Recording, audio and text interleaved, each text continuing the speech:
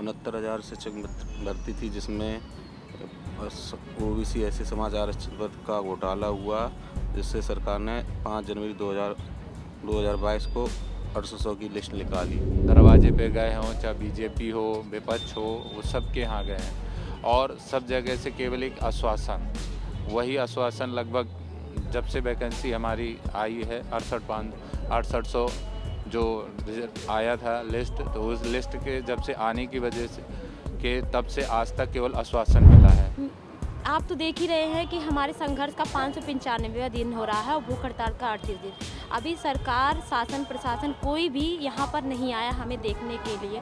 हम माननीय योगी जी से ये कहना चाहते हैं कि हमको न्याय कब तक देंगे।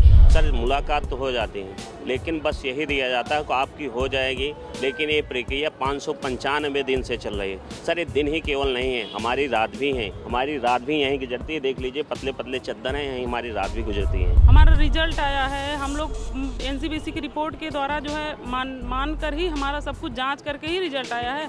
अब कौन सी बात है जो कोर्ट में विचार कर रहे हैं ये लोग, और अभी 2 साल तक बताइए कोर्ट में ये लोग फाइनल ही नहीं कर पा रहे हैं। 5 जनवरी 2022 को हमारी लिस्ट तो दे दी जाती है, लेकिन आज तक हमारी नियुक्ति इसलिए नहीं हुई कि हम पिछड़े वर्ग से आते हैं, दलित वर्ग से आते हैं। हमारे नेता कोई हमारे अधिकार के लिए आवाज़ नहीं उठाते हैं।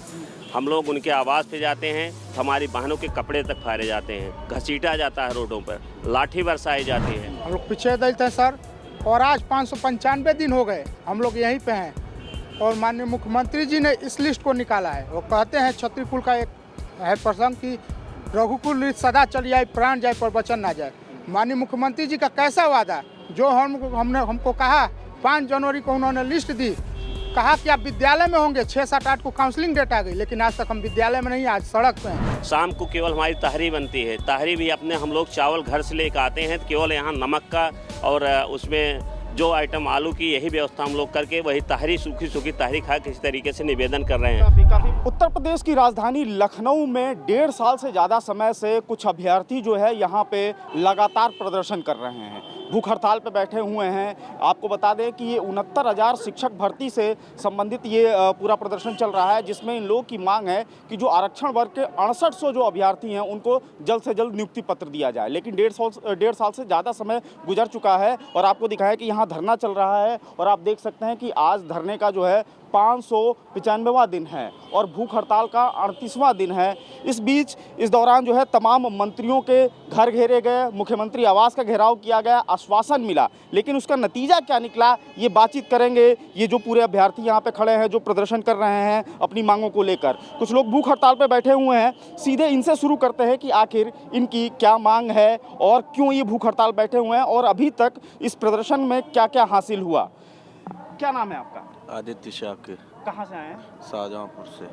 क्या है, आप लोग भूख हड़ताल कर रहे हैं, क्या पूरा मामला है, और अभी तक चूंकि आप काफ़ी दिनों से आप लोग प्रदर्शन कर रहे हैं, क्या कुछ हासिल हुआ? 69,000 शिक्षक भर्ती थी, जिसमें ओबीसी एससी समाज आरक्षित वर्ग का घोटाला हुआ, जिससे सरकार ने 5 जनवरी 2022 को 800 की लिस्ट निकाली, और उसको क्या नाम 800 की लिस्ट निकाली, जिससे वहाँ उसको कोर्ट में चैलेंज कर दिया गया, जिसकी वजह से आज तक वो भर्ती पूरी नहीं हो पाई है। हम बस इतना ही चाहते हैं योगी सरकार से कि हमारी लिस्ट को बहाल करे और हम लोगों की नियुक्ति का मार्ग प्रशस्त करे।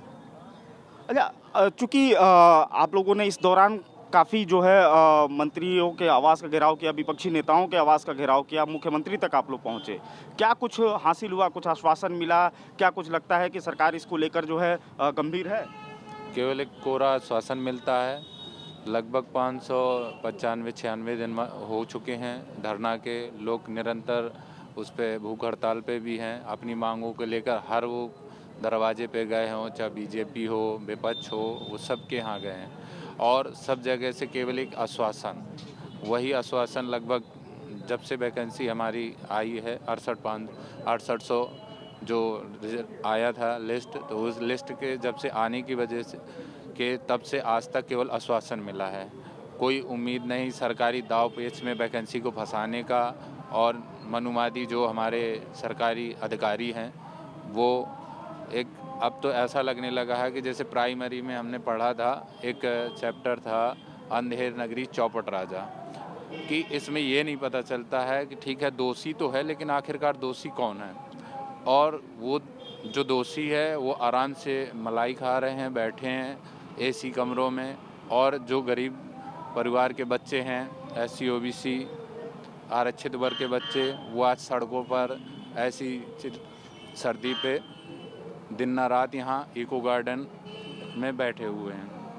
और एक उम्मीद है हमारी कि मुख्यमंत्री जी से मिलाया जाए, और इसी को लेकर के हम लोग हर वो दरवाज़ा, कोई भी मंत्री हो, चाहे हमारे केशव प्रसाद मौर्य जी हों डिप्टी CM, चाहे आपका स्वतंत्र देव सिंह जी हों, हमारे शिक्षा मंत्री जी हों, वो अनुप्रिया पटेल जी हों, मतलब तमाम जो है मंत्रियों से आप मिले बड़े तो ये जो है अब आप समझ सकते हैं कि तमाम जो नेता हैं, चाहे पक्ष के हो चाहे विपक्ष के हो, सरकार के लोग हैं, उनसे मुलाकात की गई। लेकिन मुलाकात आपकी हो रही है तो जैसे बात होती है तो कोई प्रतिनिधि आता होगा, तो उनकी तरफ से कुछ तो कहा जा रहा होगा। सर मेरा नाम यशवंत कुमार है, मैं सुल्तानपुर से आता हूँ।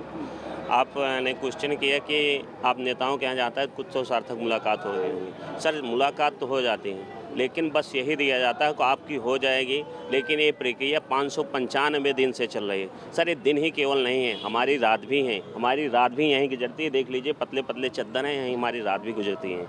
लेकिन सरकार का प्रतिनिधिमंडल आज तक कोई देखने तक नहीं आया कि ये बच्चे क्यों मर रहे हैं। चाहे हमारे वर्ग के मंत्री हों, पिछड़े वर्ग के, देखिए इतने सारे मंत्री लगे हुए हैं, लेकिन आज तक किसी ने हमारी सुध नहीं ली। हमारे वर्ग के बच्चे, हमारे बेटे आखिर इको गार्डन में इस कड़कड़ाती ठंड में क्यों बैठे हैं। उनको माननीय मुख्यमंत्री जी ने माना था कि 6800 आरक्षित वर्ग की सीटों का घोटाला हमने किया है। उनके बेसिक शिक्षा मंत्री जी ने बाकायदा प्रेस कॉन्फ्रेंस किया था कि इनकी हम नियुक्तियाँ देने जा रहे हैं। हमसे कुछ विसंगतियाँ हो गई थी, जिससे चयन प्रक्रिया से वंचित हो गए थे।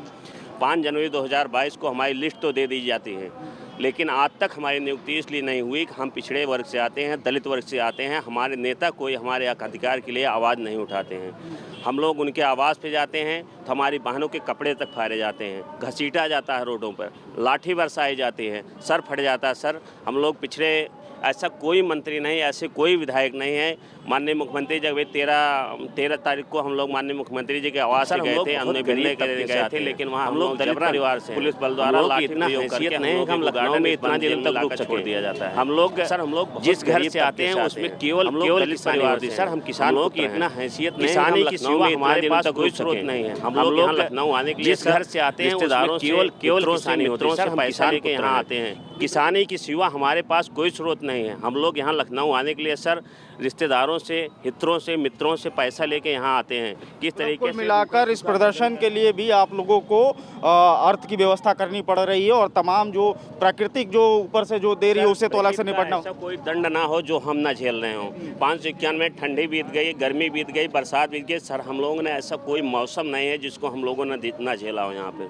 और केवल सीमित संसाधनों में, अपने संसाधनों में, इस पतली पतली कंबलों में शाम को केवल हमारी तहरी बनती है। तहरी भी अपने हम लोग चावल घर से लेकर आते हैं, तो केवल यहाँ नमक का और उसमें जो आइटम आलू की, यही व्यवस्था हम लोग करके वही तहरी, सूखी सूखी तहरी खा किसी तरीके से निवेदन कर रहे हैं। काफ़ी मुश्किलों का हम लोग अभी तक भी निवेदन कर रहे हैं। माननीय मुख्यमंत्री जी, आपके आदेश का, आपके जो आपने एक आदेश दिया था, उस आदेश को बेसिक शिक्षा विभाग नहीं मानता है। ये नहीं चाहता कि आप दोबारा मुख्यमंत्री बने, ये नहीं चाहता कि आपकी छवि पिछड़े दलितों में अच्छी जाए। बिल्कुल बिल्कुल।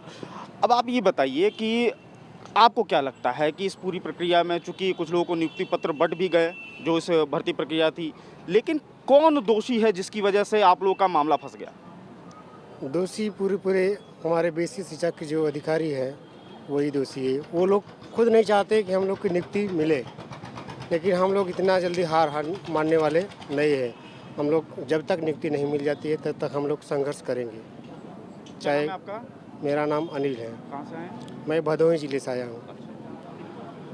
और सबसे बड़ी चीज़ ये है कि आप लोग इतने दिनों से प्रदर्शन कर रहे हैं, ठीक है, मुख्यमंत्री से मिलने की भी मांग हो रही है, कोर्ट भी शायद आप लोग गए, कोर्ट की तरफ से क्या कुछ कहने को? सर कोर्ट में इन्हीं के वकील हैं, जो जज साहब ने कहा है कि आप पूरी भर्ती को जांच कीजिए और आरक्षण विसंगति दूर करके इनको नियुक्ति दीजिए, लेकिन तभी भी आदेश का पालन नहीं हो रहा है।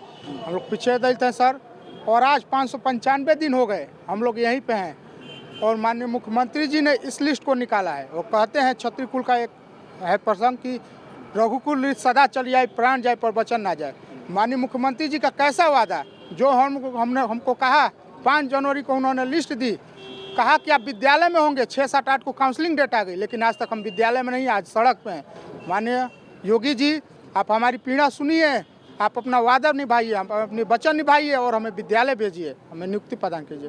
अच्छा, तो कि तमाम जो है आप लोगों ने मंत्रियों का घेराव किया हो, तो सरकार से कुछ उम्मीद तो होगी। अगर योगी जी के बारे में अगर आप कह रहे हैं, जो आपने स्लोगन, तो सरकार से भी तो कुछ उम्मीद है आपको? सर, अपने ये पिछड़े दल जो नेता हैं, चुनाव आता है तो कहते हैं हम पिछड़ों के मसीहा हैं, हमें वोट दीजिए, हम आपके हक अधिकार दिलाएंगे, और ऐसा कोई दिन नहीं होगा जो इनके पास नहीं जाते। और आज जब अपने हक अधिकार मांगने आए तो हमको भूल गए हैं। अब यही आएगा जब चुनाव, तब फिर आएंगे दरवाजे, फिर बताएंगे कि क्या होता है। कुल मिलाकर चुनाव के समय नेता आ जाते हैं और जो इस वर्ग से भी आते हैं, लेकिन फिर भी जो है चूँकि 595 दिन से ये धरना चल रहा है, लेकिन अभी तक कुछ राहत नहीं मिली, और यही आरोप जो है अभ्यर्थी लगा रहे हैं। आप यहाँ देख सकते हैं महिलाएं भी यहाँ पे मौजूद हैं इस प्रदर्शन में, और बाकायदा अपने बच्चों के साथ यहाँ पे पहुँची हुई हैं। सोचिए, अभी ठंडी का मौसम है और तमाम मुश्किलों का सामना करना पड़ रहा है। क्या कुछ कहना चाहेंगे?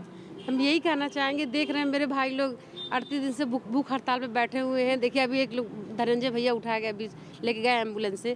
तो माननीय मुख्यमंत्री जी, हम आपसे यही कहना चाहते हैं, बच्चों को लेके आए हैं, मतलब बड़ों की न सुनिए, अब बच्चों को देखते हुए कुछ तो तरस खाइए हम पे और हमें न्याय दीजिए। क्या नाम है आपका? कहाँ से? रुखसार, आजमगढ़ से। जी, आप बताइए, आपका क्या नाम है और क्या लगता है आपको, चूँकि काफ़ी परेशानियों में आप लोग रह रहे हैं, तो सरकार से क्या मांग है, और क्या आपको लगता है कि चूँकि अब बजट सत्र भी शुरू होने वाला है उत्तर प्रदेश में, तो आप लोग को विपक्षी नेताओं का भी आप लोगों ने घेराव किया, तो क्या उम्मीद है कि विपक्षी नेता जो है इस पूरे मामले को सदन में रखेंगे? सर, मेरा नाम अर्चना शर्मा है, मैं अयोध्या से हूँ। आप तो देख ही रहे हैं कि हमारे संघर्ष का 595वां दिन हो रहा है और भूख हड़ताल का 38 दिन। अभी सरकार, शासन, प्रशासन कोई भी यहाँ पर नहीं आया हमें देखने के लिए। हम माननीय योगी जी से ये कहना चाहते हैं कि हमको न्याय कब तक देंगे। जब रिपोर्ट आई हमारी, एनसीबीसी ने हमारी रिपोर्ट दी, उन्होंने माना कि हमारे साथ आरक्षण का घोटाला हुआ है, और माननीय मुख्यमंत्री जी ने भी माना कि हमारे साथ गलत हुआ है।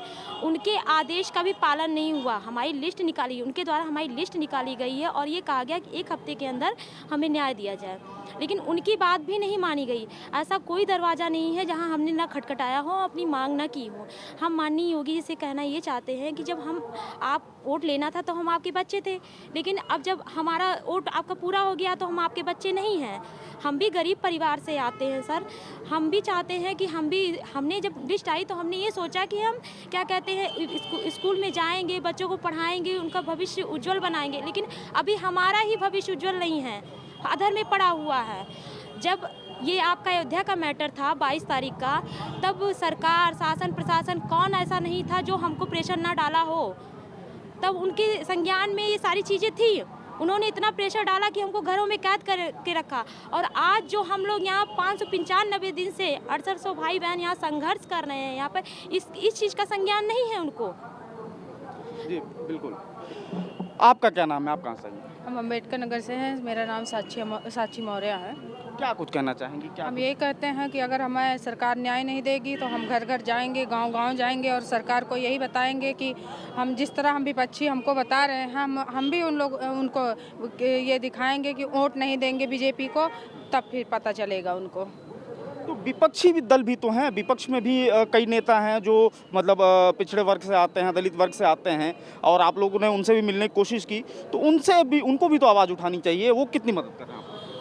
बस आश्वासन देते हैं कि हम आपकी बात सदन में पहुंचा रहे हैं। अभी सत्र स्टार्ट होने वाला है, उसमें सब लोग कहेंगे, लेकिन वहाँ पे उन लोगों से यही कहा जाता है, हमारे माननीय शिक्षा मंत्री संदीप सिंह द्वारा हमेशा यही बयान दिया जाता है कि हमारा मामला जो है कोर्ट में विचाराधीन है।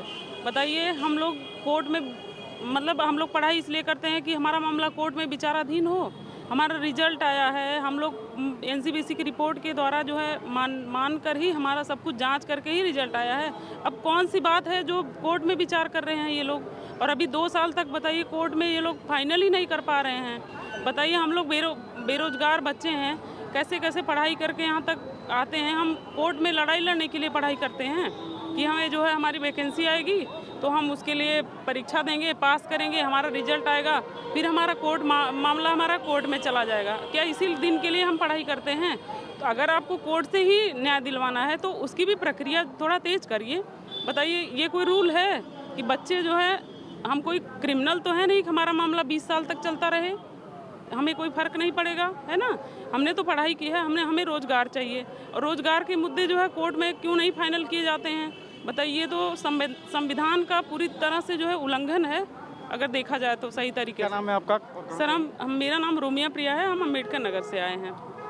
जी बिल्कुल, तो ये अभ्यर्थी जो हैं 595 दिन से ये लगातार प्रदर्शन कर रहे हैं और सिर्फ एक ही मांग है कि जो आरक्षण में जो अनियमितता हुई है उसको जो है दुरुस्त किया जाए। और लगातार आप जैसा भी पहले ही दिखाया हमारे कैमरा पर्सन ने कि जो है बच्चों के साथ यहाँ पे मौजूद हैं लोग जो है, और इस ठंडी में लगातार एक ये तिरपाल बिछी हुई है, उस पर एक पतली सी कंबल है और यहाँ पे बैठे हुए हैं। तो कहीं ना कहीं ये सिस्टम की जो नाकामी है उसका खामियाजा इन अभ्यर्थियों को भुगतना पड़ रहा है। और उनको हालांकि ज़रूर उन्होंने सारे मंत्रियों का, यहाँ तक कि मुख्यमंत्री, विपक्षी नेताओं का भी घेराव किया, उनके आवास का घेराव किया, अपनी बात रखने की कोशिश की, और उनको अब उम्मीद है कि सत्र जब शुरू हो रहा है तो इनकी बात सदन में गूंजेगी और इस पे मुख्यमंत्री योगी आदित्यनाथ जरूर कोई एक्शन लेंगे और इनकी बात भी सुनेंगे। कैमरा पर्सन आशीष वर्मा के साथ मार्तन सिंह, डेली लाइन, लखनऊ।